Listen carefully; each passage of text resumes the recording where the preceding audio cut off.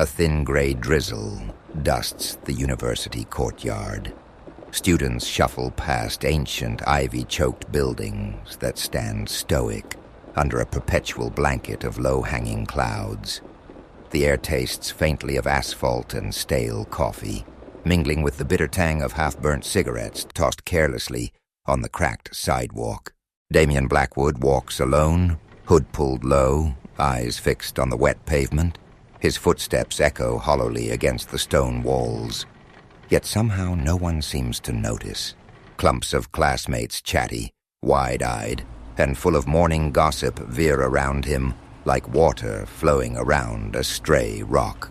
A couple of them laugh at some in-joke, their voices slicing through the damp air with an almost mocking clarity. Another day. Damian thinks, avoiding their amused faces. Another lecture hall full of people who don't care if I exist. Under the flapping edges of his worn-out hoodie, Damian's shoulders slump in a posture of defeat. It's not that he craves validation. At this point, he's half convinced he might literally be invisible. His phone remains silent. No texts, no calls from any friend or family. The device might as well be a polished brick of plastic and glass. He passes a group of students leaning against a lamppost. They erupt into raucous laughter at some joke, their inside joke, not his. The punchline floats on the wind, leaving a bitter echo in Damian's mind.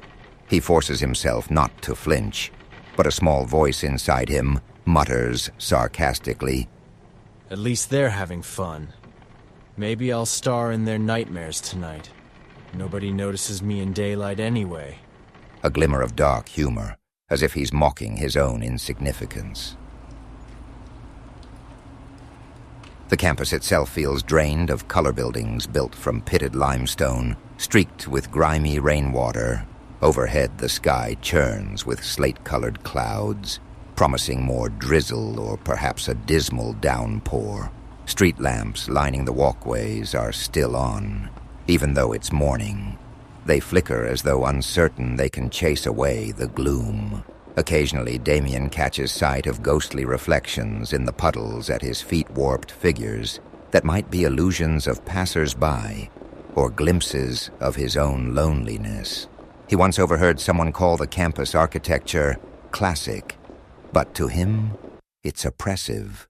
Tall archways and Gothic spires loom overhead, as if the entire place is designed to remind people how small and powerless they are. Despite his isolation, Damian trudges forward. Lecture notes rest in his tattered backpack, the spine of a single textbook poking out. He's not even sure why he bothers attending class. No one will miss him if he stops.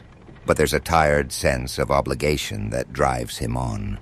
Maybe just habit, maybe defiance, maybe a dim hope that something or someone will eventually break the cycle of apathy. He can practically feel the weight of onlookers' glances, though. If asked, none could recall seeing him. He imagines a scenario. If I collapsed right here in the quad, face first in a puddle, how many minutes before someone notices? Hours?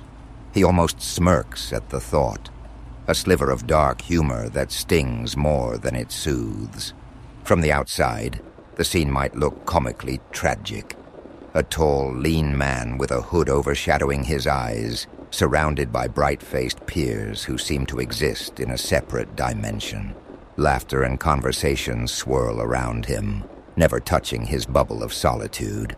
The gloom in his eyes is nearly palpable, a silent testament to years of being overlooked and forgotten. The world continues buildings, students, laughter, and the steady patter of rain unaware of the storm brewing deep inside Damian's soul.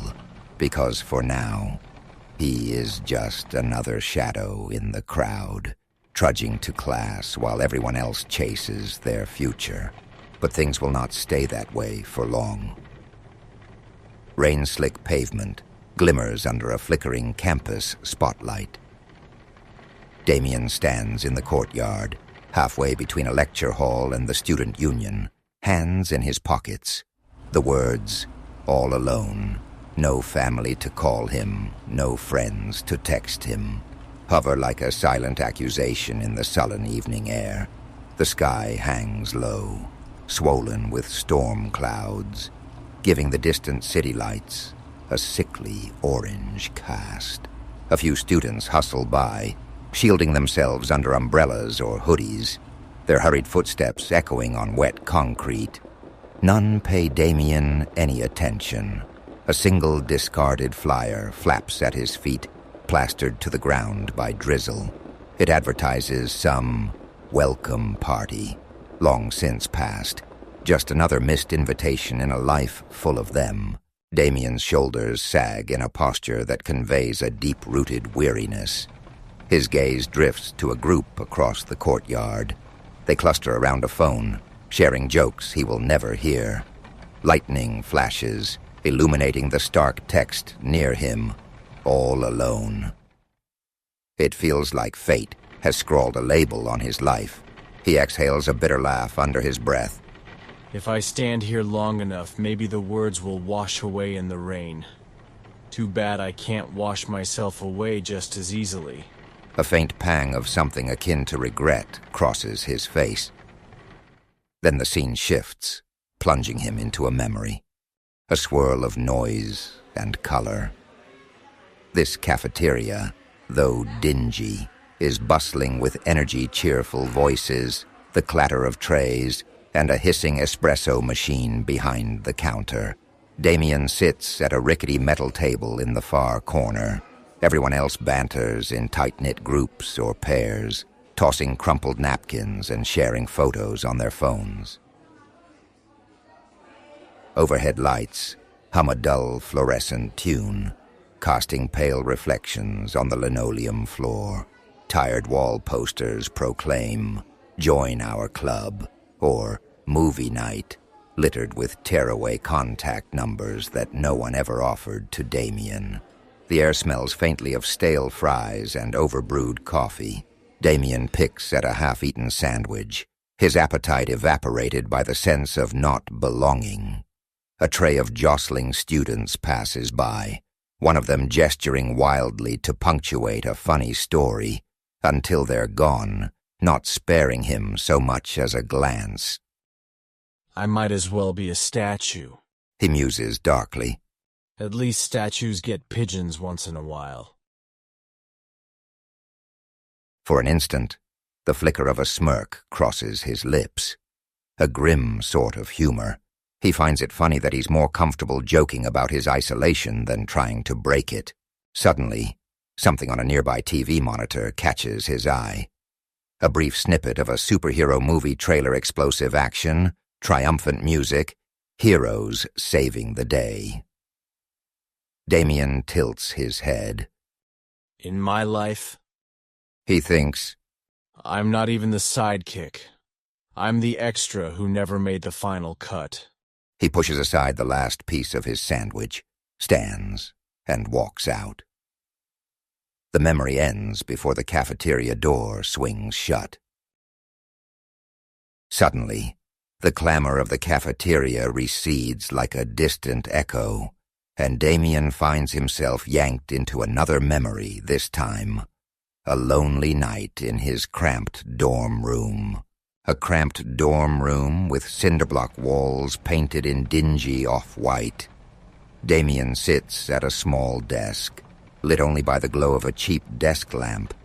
His reflection in the dark window behind him looks weary, almost ghost-like. The lamp flickers intermittently, threatening to plunge the room into shadow. A half-full coffee cup sits near a laptop that's powering down, as though giving up on the night. Open textbooks lie haphazardly around, highlighting the academic grind he's surviving alone. He flips through a thick dog-eared textbook, though his thoughts drift aimlessly. His mind swims with worries, exams, unpaid bills, the silent phone that never rings. Outside in the hallway, Voices drift by, laughter, a knock on someone else's door, the thudding bass of a distant party. Damian's chest tightens. He wants to believe the door might open for him, that someone might invite him along, but nobody knocks. The only sound is the faint hum of the dorm's ventilation system, which rattles like a dying breath. Maybe it's better this way, he thinks, swirling the dregs of his coffee. No one expects anything from me, and I expect nothing in return. But in the silence of his own mind, he knows that's a lie. The memory dissolves on that bleak note. Back to the present, Damian is walking in the courtyard. The neon glow of campus security lights bathes the puddles around him. He's still overshadowed by that haunting thought. No family to call him. No friends to text him. The wind has picked up, turning the drizzle into sharp needles of rain. A lone crow perches on a campus statue, cawing once before taking flight into the storm. The footsteps of distant students fade into the murk. Damian tilts his head upward, letting the cold droplets trace a path down his cheeks. Like tears, he refuses to cry. A distant thunder roll punctuates the moment, as if the sky itself grieves with him. This is me, he admits inwardly. Might as well be carved in stone. The storm intensifies, soaking his clothes, but he doesn't move. He just stands, eyes closed, feeling the weight of the words that define him. Unseen and unloved, he remains in that solemn pose, unaware of the unimaginable power and the terrifying changes lurking just below the surface of his reality.